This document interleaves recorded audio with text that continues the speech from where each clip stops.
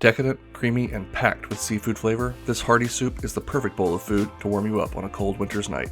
Mix and match any seafood you like or have on hand, garnish with fresh herbs, and enjoy.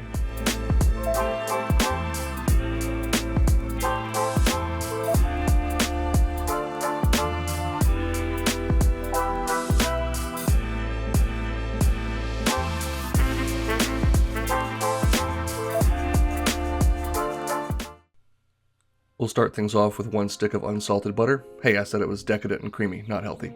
1 onion that's been finely diced, and a few ribs of celery that have also been finely diced, and we'll go ahead and start seasoning this up with some fresh cracked pepper and a nice pinch of salt to help those veggies start to soften and sweat.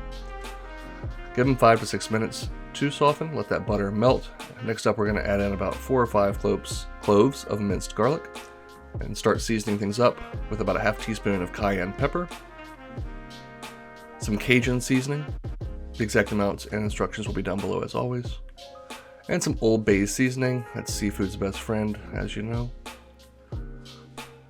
Finally, we'll add in 1 tablespoon or so of tomato paste and cook that out for 2 to 3 minutes, letting that tomato paste get nice and dark, letting those spices wake up and that garlic get nice and fragrant. Next up, since we added a half cup of butter, we'll add in a half cup of flour to make a roux, which will be the thickening agent for this soup or stew. Go ahead and stir that flour around until it is fully incorporated in with the butter. You get a nice nutty, toasty aroma coming up out of the bottom of that pan or pot. At which point we'll add in 5 cups of chicken stock. You could also use seafood or shrimp stock if you have that on hand or can find it. We'll also add in a handful of fresh thyme sprigs and just stir all of that around, bring it up to a simmer, and let those flavors get to know each other, let those veggies continue to soften, simmer it out for about 15 to 20 minutes. At that point, go ahead and add in a pound of peeled and deveined shrimp, and of course you'll want to fish out those thyme stems. They've given up all their flavor. Totally fine if some of those leaves stay in there, of course. Once those shrimp are just about cooked through, we're going to add in 2 cups of half and half. Bring that back up to a simmer. That half and half is going to add body and richness. I should also add, I added a couple tablespoons of Dijon mustard for body and tang off camera. And finally, I'm going in with 1 can of creamed corn. May seem a little strange, but the sweetness of the corn accentuates the sweetness of the shrimp and the crab we're going to put in just a minute. And it also helps to add creaminess without adding tons and tons of calories.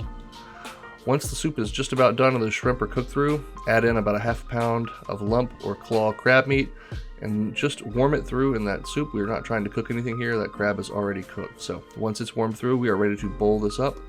Be generous. I'm going to garnish mine with some green onions, of course, and then I think basil is a wonderful flavor with seafood as well. I happen to have a little bit here that I'm just going to tuck at the very back end, almost like a little shrimp tail. Kind of cute how that worked out, I think. We're going to give this a try, and it is hitting on a lot of different flavor notes. You get the sweetness from that creamed corn and the natural sweetness from the crab and the shrimp. A little bit of tang from the Dijon mustard that I added. Nice body from that half cup of roux that we had and those long simmered celery and onions.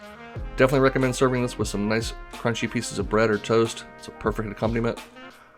On these cold winter nights, a nice bowl of soup is always a welcome treat, and this one will do you right. Hope you'll give it a try. As always, now it's your turn to go make something delicious.